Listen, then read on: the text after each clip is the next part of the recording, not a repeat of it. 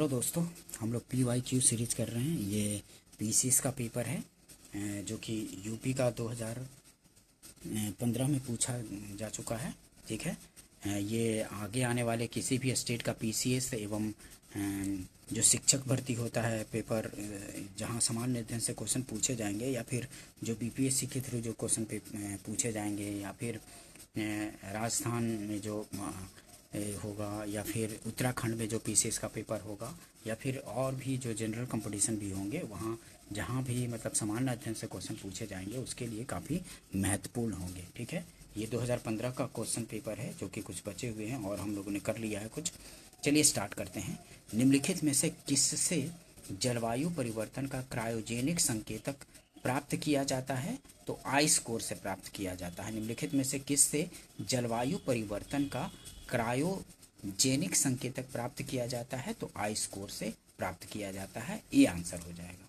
ठीक है, जलवायु परिवर्तन के साक्ष्यों को जलवायु परिवर्तन के संकेतक कहते हैं। क्रायोजेनिक संकेतक आई स्कोर बर्फ के टुकड़े से प्राप्त किया जाता है। आई स्कोर से वैज्ञानिक यह गणना कर सकते हैं कि कार्बन डाइऑक्साइड और मीथेन की मात्रा अतीत की तुलना में वर्तमान में कितनी है।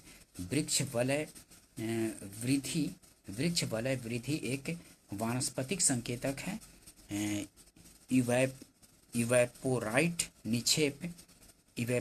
निक्षेप को भौमिकीय संकेतक की श्रेणी में रखा जाता है, लेकिन आई स्कोर जो है, आई स्कोर से जलवायु परिवर्तन का क्रायोजेनिक संकेतक प्राप्त किया जाता है। ध्यान रखेंगे, ये आंसर हो जाएगा। नेक्स्ट क्वेश्चन देखते हैं। निम्नलिखित कालों में से किसे प्रायः लघु हिमकाल माना जाता है? तो लघु हिमकाल 1650 ईस्वी से 1870 ईस्वी को माना जाता है। लघु हिमकाल किसे माना जाता है? तो 1650 ईस्वी से 1870 ईस्वी को। सी आंसर हो जाएगा। दिए गए विकल्पों में लघु हिमकाल 1650 ईस्वी से 1870 ईस्वी तक को माना जाता है। ध्यान रखेंगे। नेक्स्ट क्वेश्चन देखते हैं।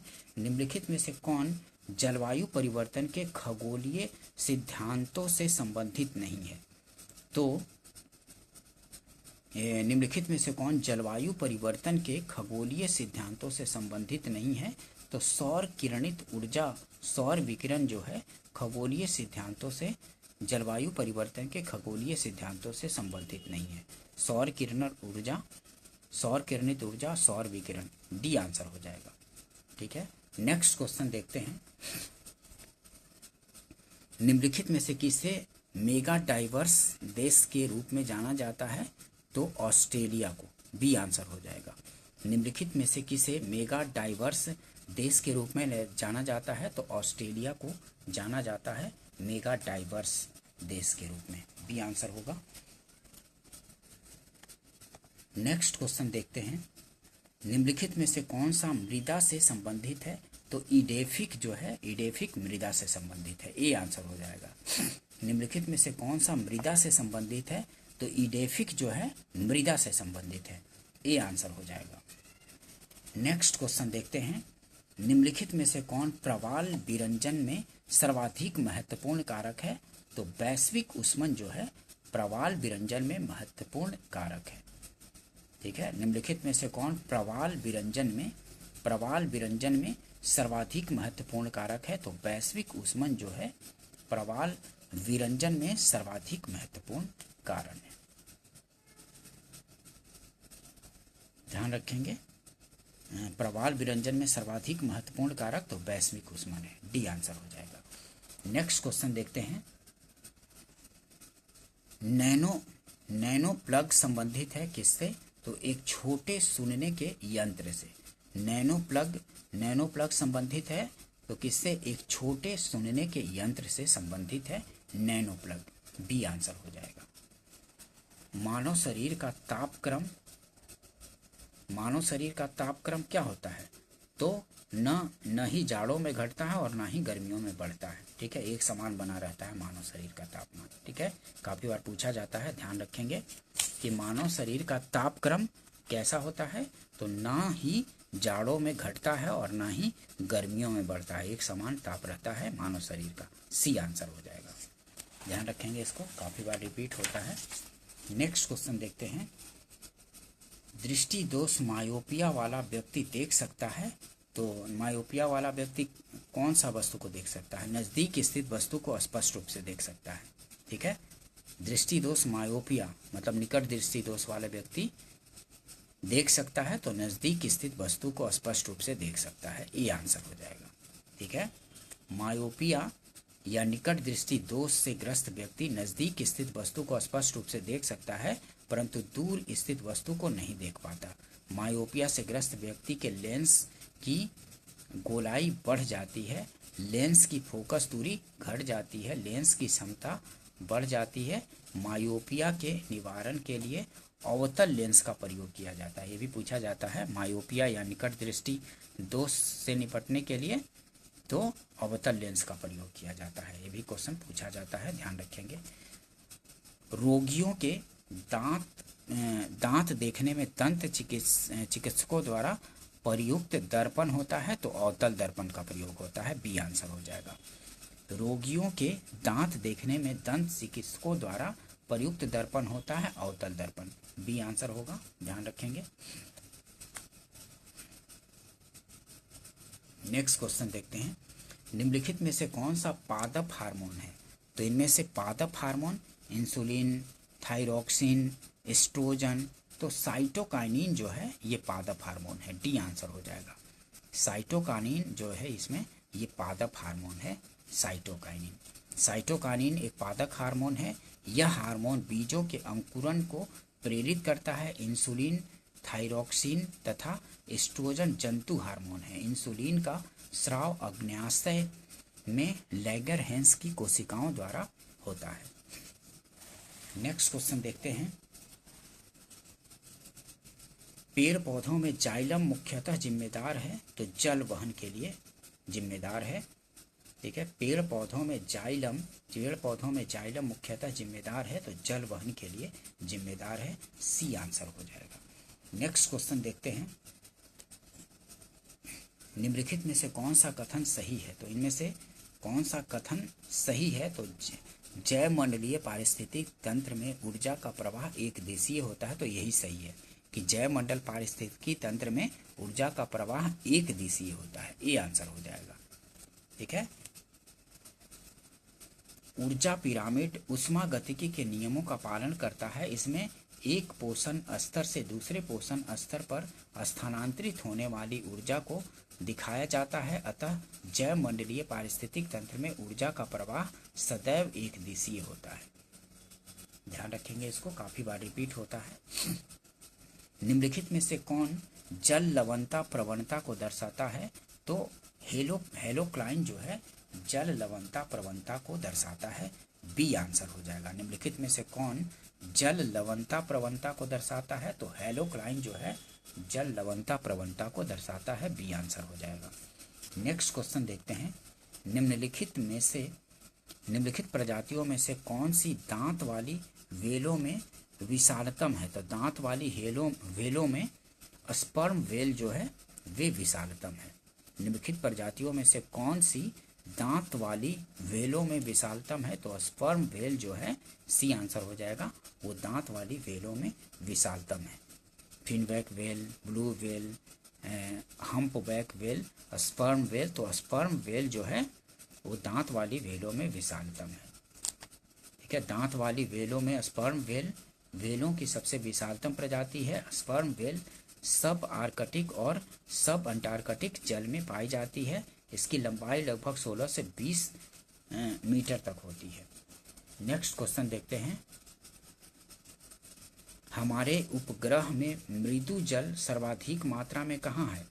तो महाद्वीपीय एवं पर्वतीय हिम नदियों अस्थायी हिम में है। हमारे उपग्रह में मृदु जल की सर्वाधिक मात्रा नदियों, झीलों, झरनों, महाद्वीपीय एवं पर्वतीय हिम नदियों, अस्थायी हिम में, भूमिगत जल में, तो सर्वाधिक महाद्वीपीय एवं पर्वतीय हिम नदियों अस्थायी हिम में है मृदु जल सर्वाधिक। ठीक है, ध्यान रखेंगे, सी आंसर हो जाएगा।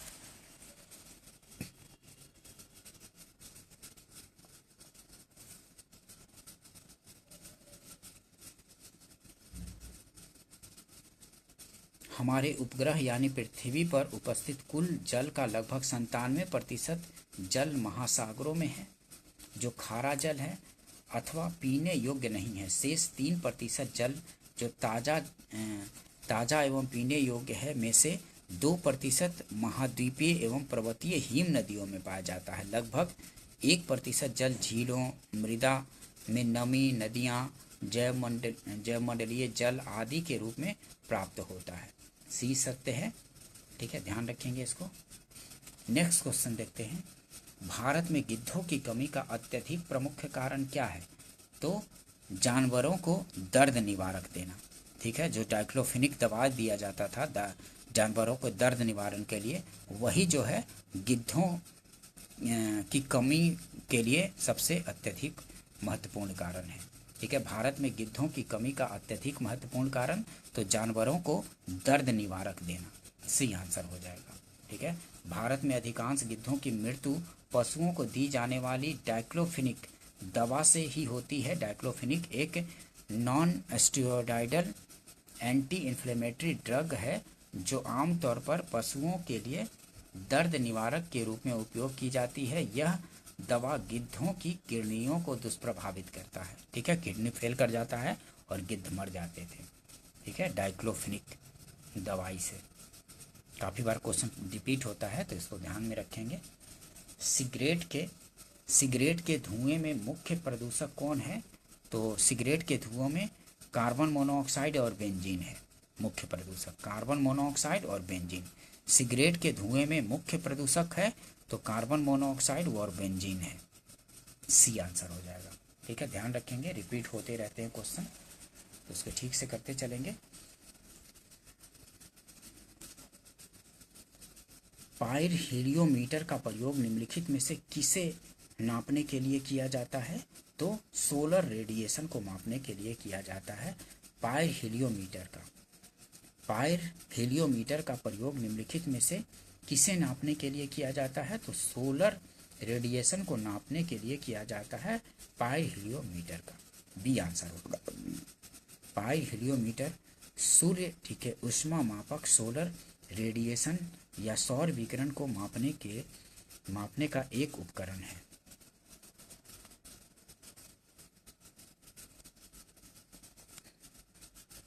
निम्नलिखित में से कहाँ आर्सेनिक द्वारा जल प्रदूषण सर्वाधिक होता है? तो सर्वाधिक जल प्रदूषण आर्सेनिक द्वारा पश्चिम बंगाल में होता है।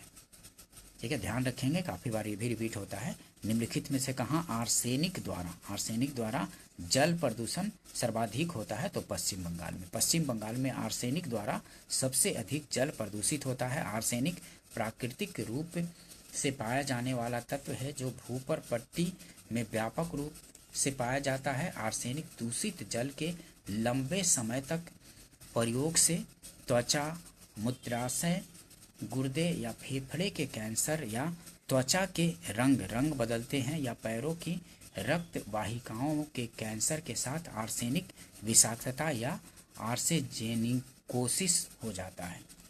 निम्नलिखित में से कौन जल जनित रोग है? तो इनमें से हैजा जो है, कॉलरा, ये जल जनित रोग है। ठीक है, निम्नलिखित में से कौन सा जल जनित रोग है? तो हैजा, चेचक, मलेरिया, तपेदिक, हैजा। तो हैजा जो है ये जल जनित रोग है। हैजा, इसी को कॉलरा बोलते हैं। हैजा कॉलरा एक संक्रामक रोग है। यह विब्रियो कॉलरा नामक जीवाणु के कारण होता है और मक्खियों द्वारा फैलता है। हैजा के कारण रोगी के शरीर में जल की कमी हो जाती है तथा रक्त का संचार धीमा पड़ जाता है। उल्टी दस्त के कारण शरीर का सारा जल निकल जाता है, जिसके कारण प्यास बहुत बढ़ जाती है। विश्व स्वास्थ्य संगठन ने हैजा के लिए 3 टीके अनुशंसित किए हैं। नेक्स्ट क्वेश्चन देखते हैं।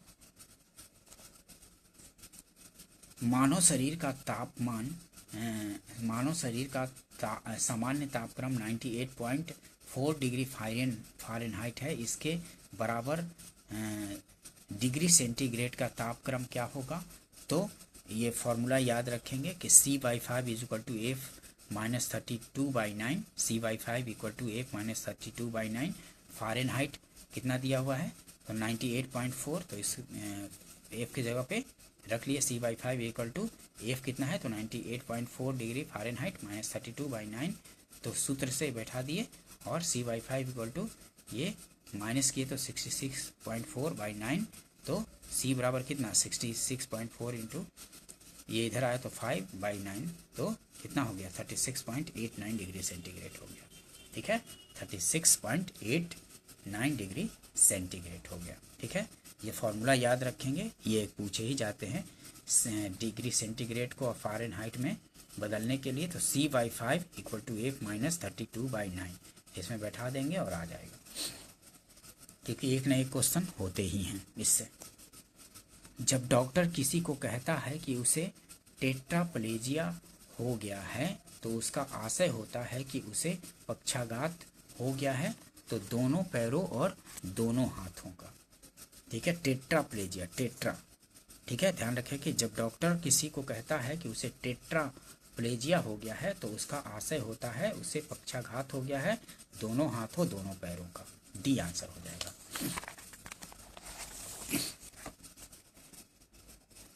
नेक्स्ट क्वेश्चन देखते हैं, निम्नलिखित में से कौन सा अर्धचालक है? तो इसमें से जर्मेनियम जो है अर्धचालक है, जर्मेनियम, डी आंसर हो जाएगा। जर्मेनियम और सिलिकॉन जो होता है ये अर्धचालक होता है।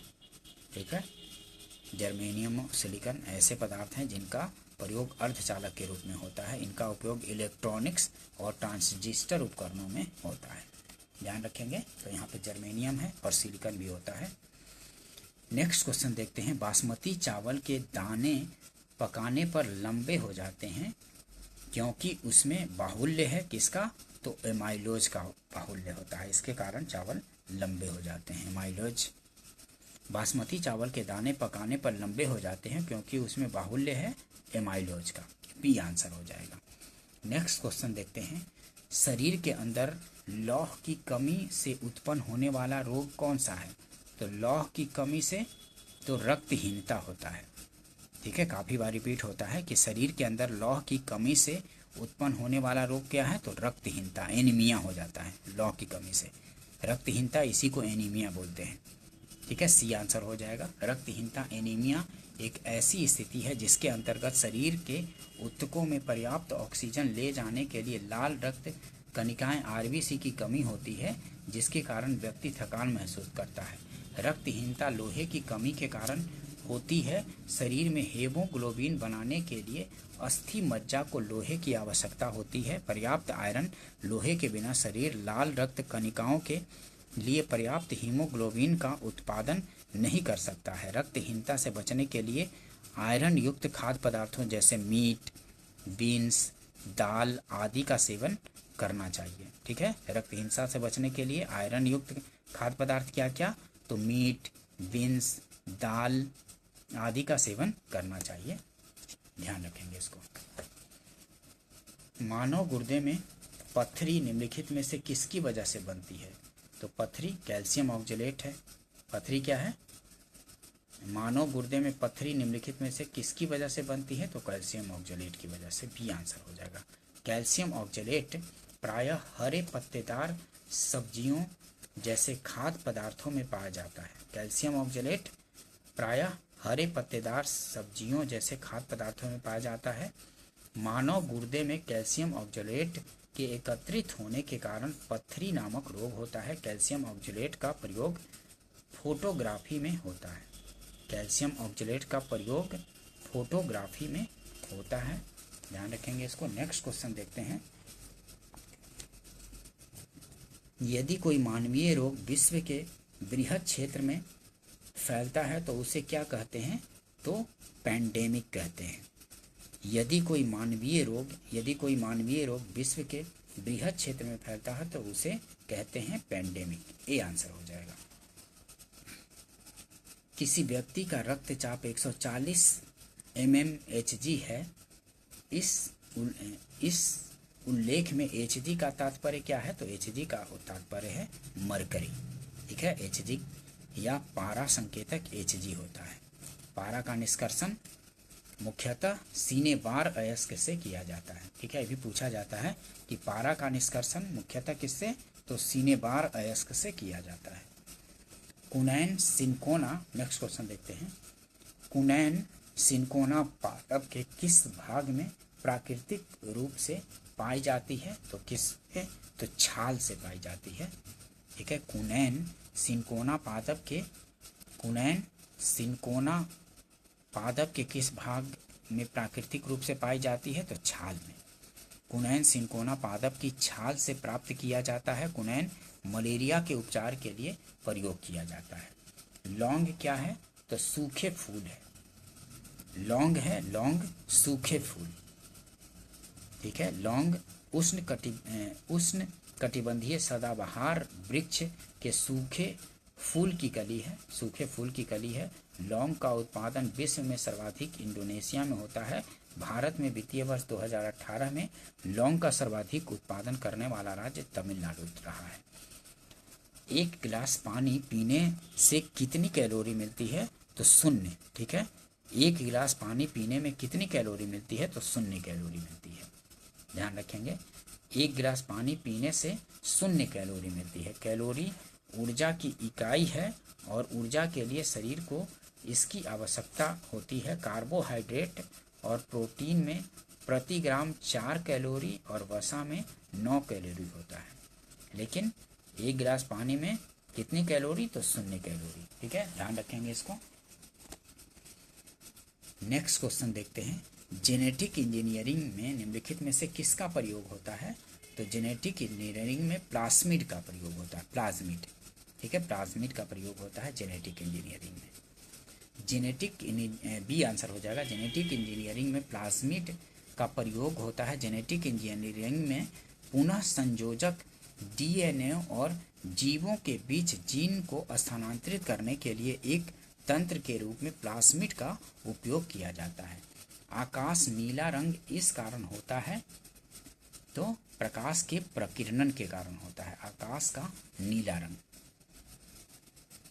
ठीक है, आकाश का नीला रंग इस कारण होता है, तो प्रकाश के प्रकीर्णन के कारण आकाश का रंग नीला होता है। ये आंसर हो जाएगा। नेक्स्ट क्वेश्चन देखते हैं।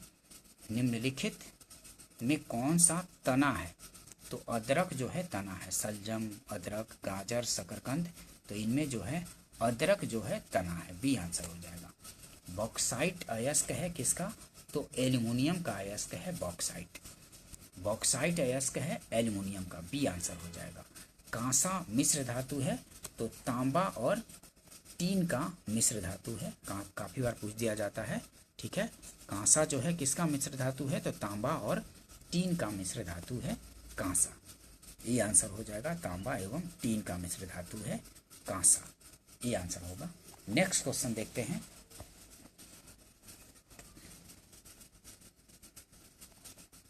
निम्नलिखित में से किस देश ने गैसोलीन में इथेनॉल मिश्रित करना कानूनन अनिवार्य कर दिया? तो ब्राजील ने कर दिया था। ठीक है, गैसोलीन में इथेनॉल मिश्रित करना कानूनन अनिवार्य कर दिया, तो ब्राजील में अनिवार्य कर दिया था। डी आंसर होगा। नेक्स्ट क्वेश्चन देखते हैं। निम्नलिखित में से कौन सा सूचना का अधिकार अधिनियम 2005 से संबंधित है? तो नमित शर्मा बनाम भारत संघ जो है सूचना के अधिकार अधिनियम से संबंधित है। ठीक है, निम्नलिखित में से कौन सा सूचना का अधिकार अधिनियम 2005 से संबंधित है? तो नमित शर्मा बनाम भारत संघ। सी आंसर हो जाएगा। देखिए एक्सप्लेनेशन देखिए। नमित शर्मा बनाम भारत संघ वाद सूचना का अधिकार अधिनियम 2005 से संबंधित है। नंदिनी सुंदरम बनाम छत्तीसगढ़ राज्य 2011 वाद का संबंध जनजातीय युवाओं के अस्थायी पुलिस अधिकारी नियुक्त करने के मामले से, और लिली थॉमस बनाम भारत संघ वाद का संबंध भारत में सजा प्राप्त प्रतिनिधियों की अयोग्यता के निर्धारण से। इस वाद से सर्वोच्च न्यायालय ने यह निर्णय दिया था कि यदि कोई संसद सदस्य या विधानसभा या विधान परिषद सदस्य को न्यूनतम 2 वर्ष की कारावास की सजा होती है, तो वह सदस्य सदन की सदस्यता तत्काल प्रभाव से खो देगा। ठीक है, ध्यान रखेंगे। लिली थॉमस बनाम भारत संघ मामले 2013 में। नेक्स्ट क्वेश्चन देखते हैं।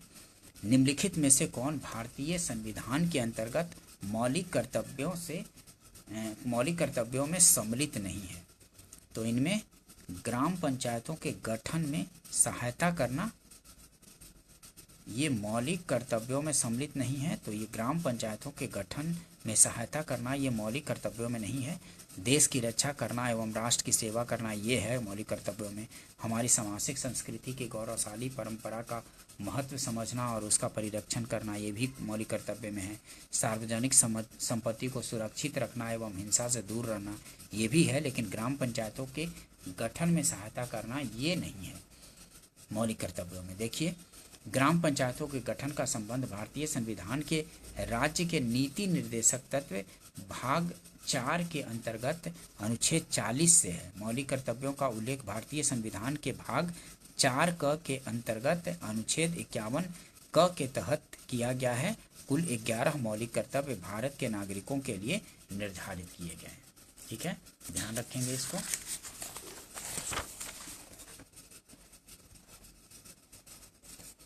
नेक्स्ट क्वेश्चन देखते हैं।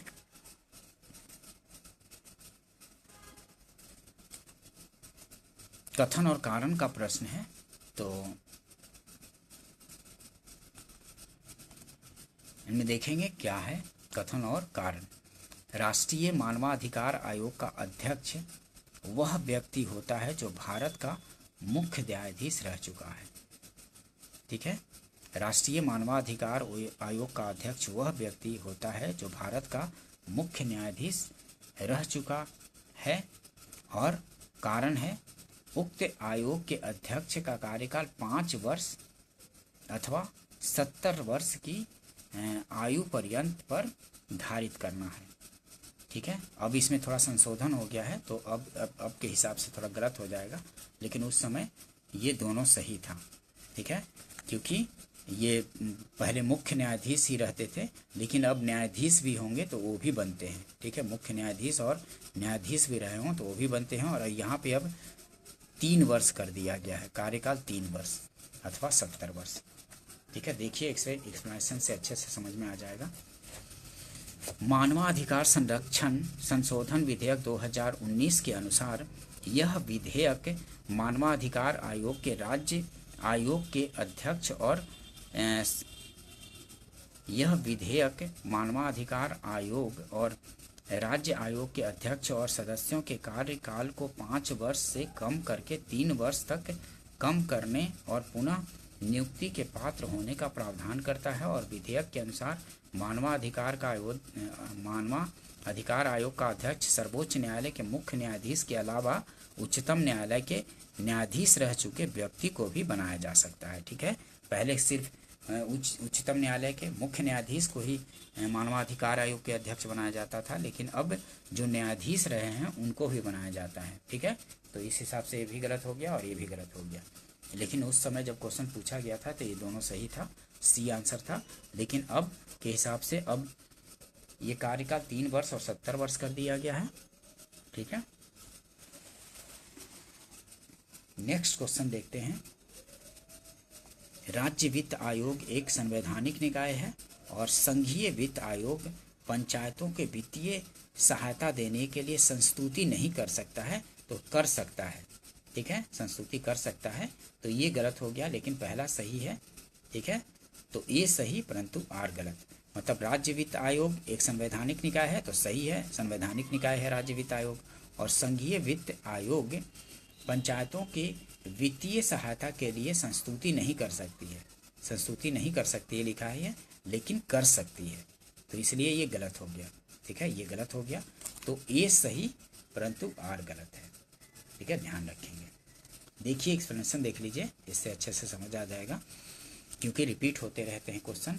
संविधान के अनुच्छेद 243 आई 243 झ या आई में राज्य के राज्यपाल को हर 5 साल में एक वित्त आयोग के गठन करने का आदेश दिया गया है। संघीय वित्त आयोग का गठन संविधान के अनुच्छेद 280 के तहत किया गया है।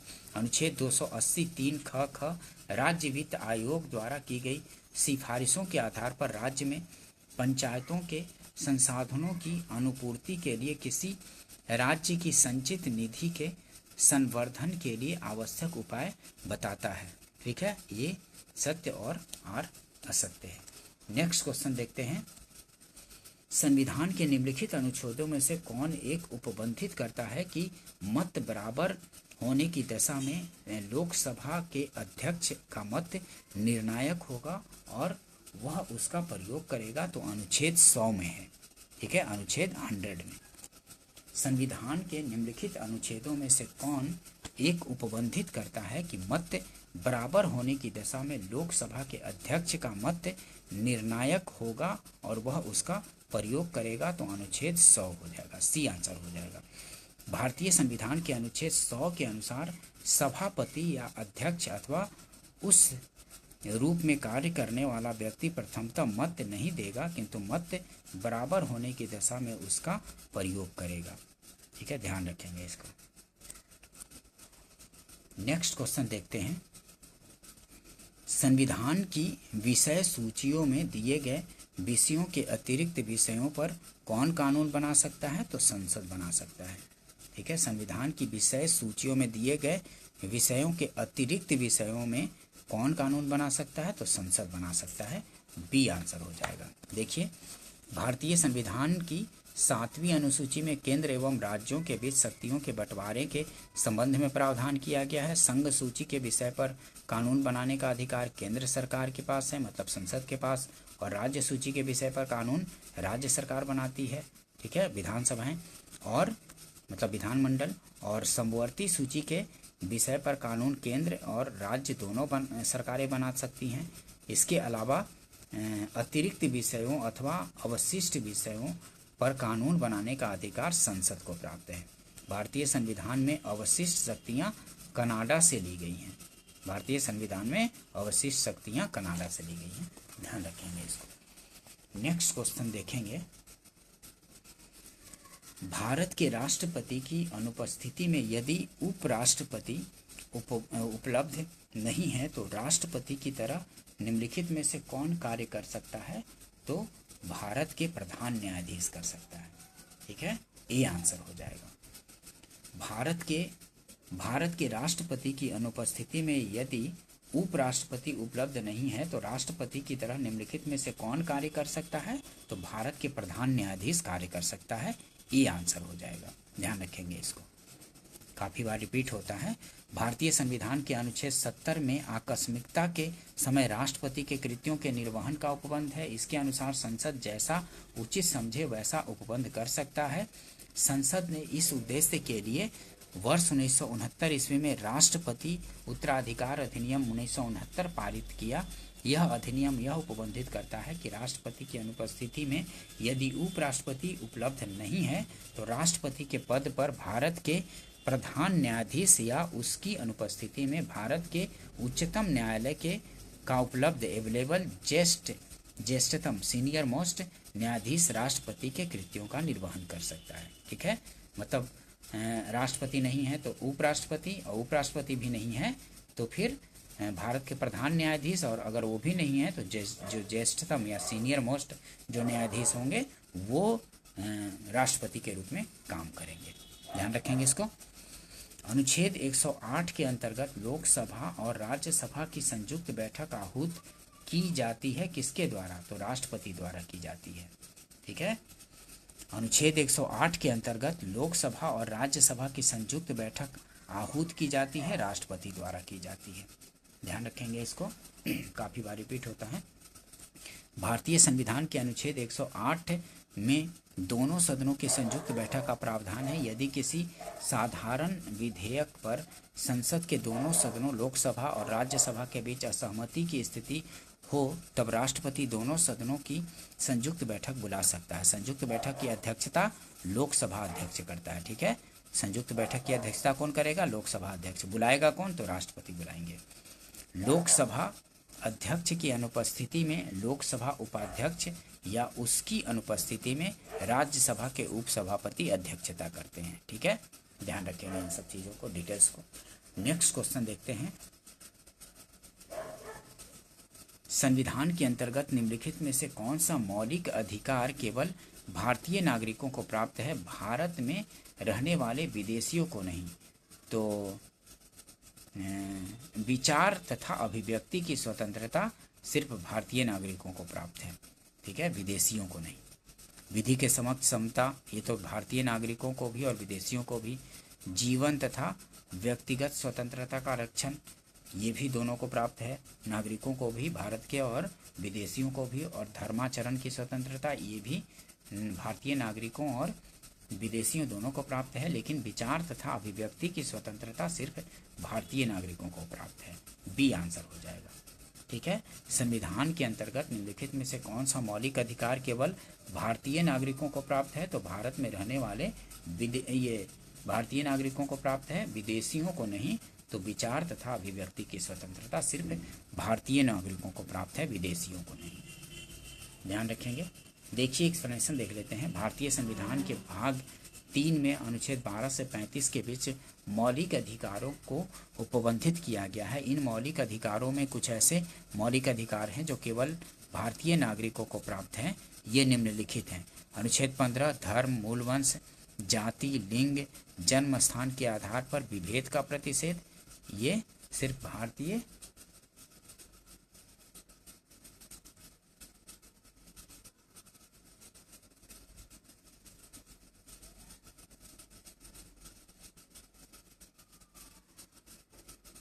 ठीक है। ऐसे मौलिक अधिकार जो केवल भारतीय नागरिकों को प्राप्त है, ये निम्नलिखित है। ठीक है, ये सब भारतीय नागरिकों को प्राप्त है। अनुच्छेद 15 में धर्म, मूल वंश, जाति, लिंग या जन्म स्थान के आधार पर विभेद का प्रतिषेध। अनुच्छेद 16 में लोक नियोजन के विषय में अवसर की समता। अनुच्छेद 19 में वाक स्वतंत्र आदि विषय कुछ अधिकारों का संरक्षण।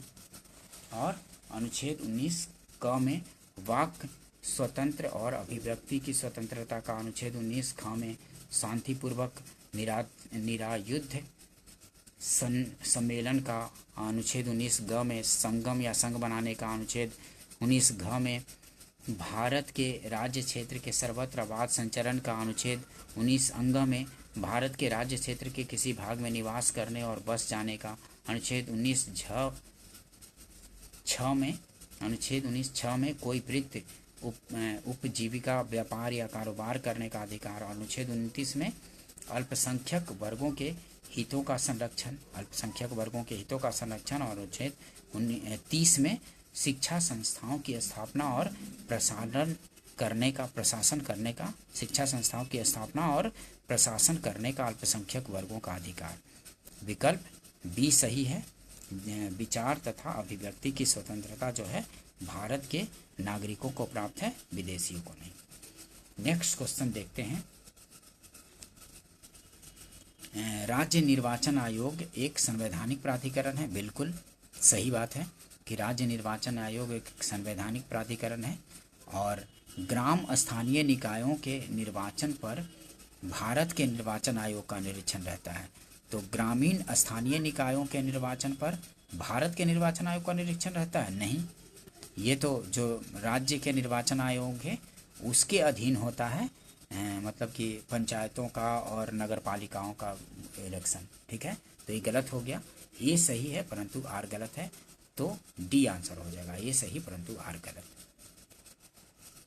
ठीक है, देखिए व्यक्तिगत स्वतंत्रता के लिए उच्च न्यायालय निम्नलिखित में से किस रीट को जारी करता है? तो व्यक्तिगत स्वतंत्रता के लिए हेबियस कॉर्पस, बंदी प्रत्यक्षीकरण ना। ठीक है, व्यक्तिगत स्वतंत्रता के लिए उच्च न्यायालय निम्नलिखित में से किस रीट को जारी करता है? तो बंदी प्रत्यक्षीकरण हेबियस कॉर्पस को जारी करता है। सी आंसर हो जाएगा।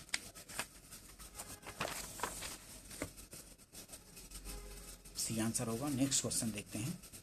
कथन और कारण का ही प्रश्न है। भारत में लिखित संविधान है। बिल्कुल सही है कि भारत में लिखित संविधान है।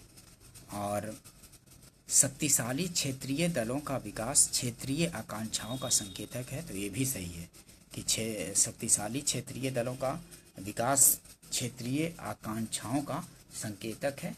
ये भी सही है। ये मतलब कथन और कारण दोनों सही है, लेकिन व्याख्या सही नहीं है।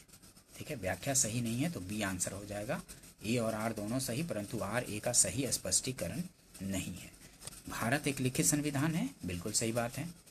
और शक्तिशाली क्षेत्रीय दलों का विकास क्षेत्रीय आकांक्षाओं का संकेतक है, ये भी सही है, लेकिन व्याख्या मतलब स्पष्टीकरण नहीं है। नेक्स्ट क्वेश्चन देखते हैं, भारत में मत देने का अधिकार निम्नलिखित अधिकारों में से कौन सा है? तो वैधानिक अधिकार है, वैधानिक अधिकार और संवैधानिक अधिकार, ये दोनों है। ठीक है, मत देने का अधिकार, वैधानिक अधिकार और संवैधानिक अधिकार। ठीक है, ध्यान रखेंगे। उत्तर प्रदेश लोक सेवा आयोग ने भारत में मत देने का अधिकार संवैधानिक अधिकार और वैधानिक अधिकार दोनों माना है, अतः दिए गए विकल्पों में बी और डी दोनों सही है। वैधानिक और संवैधानिक दोनों अधिकार माना था। ठीक है, उत्तर प्रदेश लोक सेवा आयोग ने। ऐसे वैधानिक अधिकार इसको अगर दिया हो कहीं तो वैधानिक अधिकार मान लेंगे, नहीं तो संवैधानिक हो तो संवैधानिक मान लेंगे। ठीक है, दोनों माना गया है आयोग द्वारा, वैधानिक और संवैधानिक। बी और डी जो दोनों दिए होंगे तो दोनों में से किसी का भी सही होगा। लोकसभा में एंग्लो इंडियन समुदाय के लिए आरक्षण का प्रावधान संविधान में किया गया है, तो किस में किया गया था?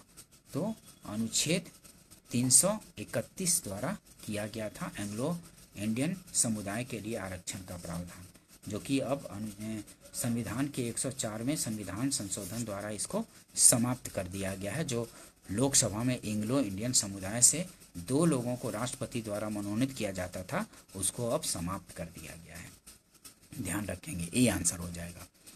लोकसभा में एंग्लो इंडियन समुदाय के लिए आरक्षण का प्रावधान संविधान में किया गया था, तो अनुच्छेद 331 द्वारा किया गया था, लेकिन अब जो 2 लोगों को मनोनीत किया जाता था प्रेसिडेंट द्वारा, उसको अब संविधान के 104वें संविधान संशोधन द्वारा अब उसको आगे नहीं बढ़ाया गया है, मतलब समाप्त कर दिया गया है।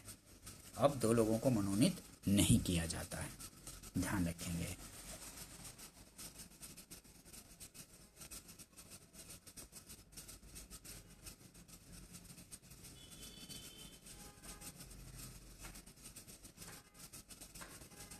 देखिए, भारतीय संविधान के अनुच्छेद 331 के अनुसार यदि राष्ट्रपति को यह लगे कि लोकसभा में आंग्ल भारतीय समुदाय के व्यक्तियों का समुचित प्रतिनिधित्व नहीं है, तो वह उस समुदाय के 2 व्यक्तियों को लोकसभा में सदस्य के रूप में नामांकित कर सकता है। उल्लेखनीय है कि आंग्ल भारतीय समुदाय के 2 सदस्यों के मनोनयन संबंधी उक्त प्रावधान 26 जनवरी 2020 से निष्प्रभावी हो गया है। हालांकि वर्तमान लोकसभा में 2 सदस्यों का मनोनयन किया जाएगा,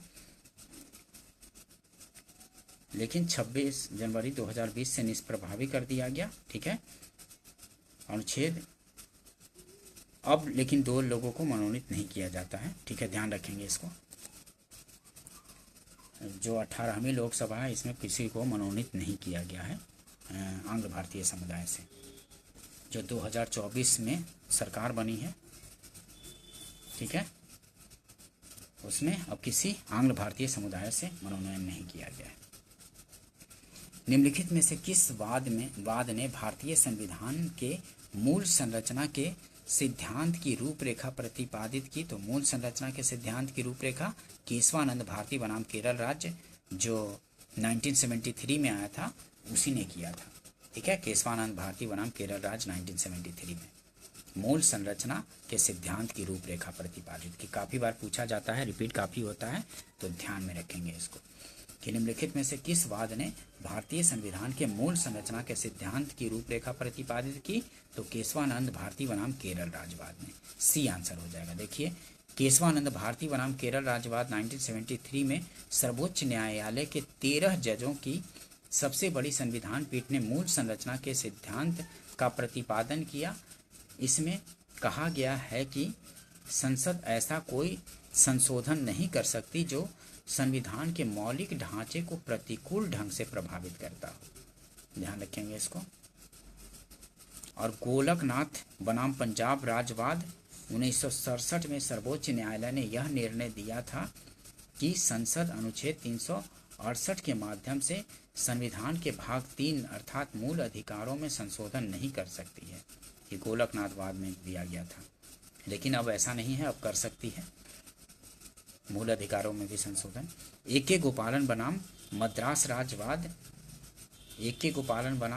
राज्यवाद 1950 भारतीय संविधान के अनुच्छेद 21 के तहत जीवन और व्यक्तिगत स्वतंत्रता के दायरे और अर्थ की व्याख्या करने के लिए दिया गया पहला निर्णय था। नेक्स्ट क्वेश्चन देखते हैं। भारत के राष्ट्रपति को महाभियोग द्वारा हटाने की प्रक्रिया निम्नलिखित में से किस अनुच्छेद में है? तो अनुच्छेद 61 में है महाभियोग की प्रक्रिया राष्ट्रपति के खिलाफ। ठीक है, भारत के राष्ट्रपति को महाभियोग द्वारा हटाने की प्रक्रिया निम्नलिखित में से किस अनुच्छेद में वर्णित है? तो अनुच्छेद 61 में वर्णित है। ठीक है, इम्पीचमेंट, राष्ट्रपति को हटाने के लिए महाभियोग की प्रक्रिया, बी आंसर हो जाएगा। ध्यान रखेंगे इसको, काफ़ी बार रिपीट होता है, पीसीएस में भी और अन्य जनरल कंपटीशन में भी रिपीट होते रहते हैं। निम्नलिखित में से कौन एक भारत के संविधान का संघीय लक्षण नहीं है? तो भारत के संविधान का संघीय लक्षण नहीं है, तो एक हरी नागरिकता जो भारत में है ये संघीय लक्षण नहीं है। ध्यान रखेंगे, सी आंसर हो जाएगा। केंद्र तथा राज्यों के बीच शक्तियों का बंटवारा ये तो संघीय लक्षण है। पूर्ण रूप से लिखित संविधान ये भी संघीय लक्षण है। स्वतंत्र न्यायपालिका ये भी संघीय, लेकिन एक हरी नागरिकता जो भारत में है वो संघीय लक्षण नहीं दिखाता है। सी आंसर हो जाएगा। एक हरी नागरिकता का प्रावधान भारतीय संविधान का एकात्मक लक्षण है। अन्य एकात्मक लक्षण क्या है? तो शक्ति का विभाजन केंद्र के पक्ष में, संघ और राज्यों के लिए एक ही संविधान, एकीकृत न्याय व्यवस्था, भारतीय संविधान संकट काल में एकात्मक, राज्यों के राज्यपालों की नियुक्ति राष्ट्रपति द्वारा, अंतर्राज्यीय परिषद और क्षेत्रीय परिषदें। नेक्स्ट क्वेश्चन देखते हैं, निम्नलिखित में से किस राज्य में सर्वप्रथम लोकायुक्त कार्यालय की स्थापना हुई थी? तो महाराष्ट्र में हुई थी। लोकायुक्त कार्यालय की स्थापना सर्वप्रथम तो महाराष्ट्र में, ये भी काफ़ी बार रिपीट होता है कि निम्नलिखित में से किस राज्य में सर्वप्रथम लोकायुक्त कार्यालय की स्थापना हुई थी? तो महाराष्ट्र में हुई थी। महाराष्ट्र राज्य ने सर्वप्रथम लोकायुक्त कार्यालय की स्थापना 1971 में की थी। ये भी काफ़ी बार रिपीट होता है, ध्यान रखेंगे। नेक्स्ट क्वेश्चन देखते हैं, संविधान के किस संशोधन द्वारा केंद्रीय मंत्रियों की संख्या लोकसभा की कुल संख्या के 15% पर सीमित कर दिया है?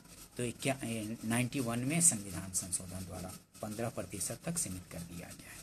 ठीक है, 91वां 91 संशोधन, ये आंसर हो जाएगा। 91 में संविधान संशोधन अधिनियम 2003 की धारा 2 द्वारा अनुच्छेद 75 में केंद्रीय मंत्रिपरिषद में प्रधानमंत्री सहित मंत्रियों की कुल संख्या सदन के सदस्यों की कुल संख्या के 15% निर्धारित की गई है। इस संशोधन अधिनियम की धारा 3 से राज्य में मंत्रिपरिषद में मुख्यमंत्री सहित मंत्रियों की कुल संख्या राज्य की विधानसभा के सदस्यों की कुल संख्या के 15% तक सीमित की गई है, बशर्ते राज्य में मंत्रियों की कुल संख्या मंत्री सहित 12 से कम नहीं हो। ठीक है, ध्यान रखेंगे इसको।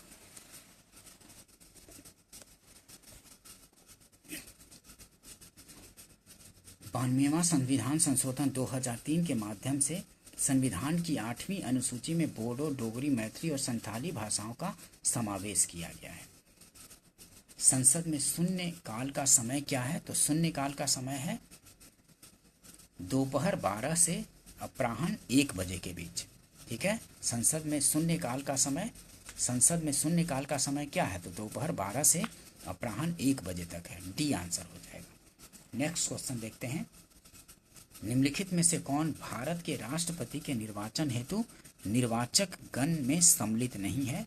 तो भारत के राष्ट्रपति के निर्वाचन हेतु निर्वाचक गण में तो लोकसभा के निर्वाचित सदस्य ये तो है, राज्यसभा के निर्वाचित सदस्य ये भी है, और राज्यों की विधानसभाओं के निर्वाचित सदस्य ये भी हैं। राज्यों के विधान परिषद के निर्वाचित सदस्य नहीं, विधान परिषद के सदस्य नहीं है लोग, ये मतलब कि राष्ट्रपति के निर्वाचन में ये भाग नहीं लेते हैं विधान परिषद के सदस्य।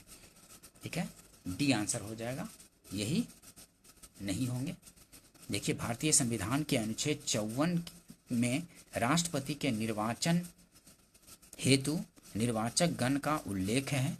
ठीक है, इस निर्वाचक गण में संसद के दोनों सदनों के निर्वाचित सदस्य और राज्य की विधानसभाओं के निर्वाचित सदस्य का उल्लेख है। ठीक है, अतः विकल्प डी सत्य नहीं है। ठीक है, ध्यान रखेंगे इसको। दोस्तों, अगर सेशन पसंद आया हो तो इसको लाइक कीजिए, शेयर कीजिए और सब्सक्राइब कर लीजिए, ताकि इस तरह के इंपॉर्टेंट वीडियो आप लोग को मिलता रहे। ठीक है दोस्तों, वीडियो देखने के लिए थैंक यू दोस्तों, मिलते हैं नेक्स्ट वीडियो में।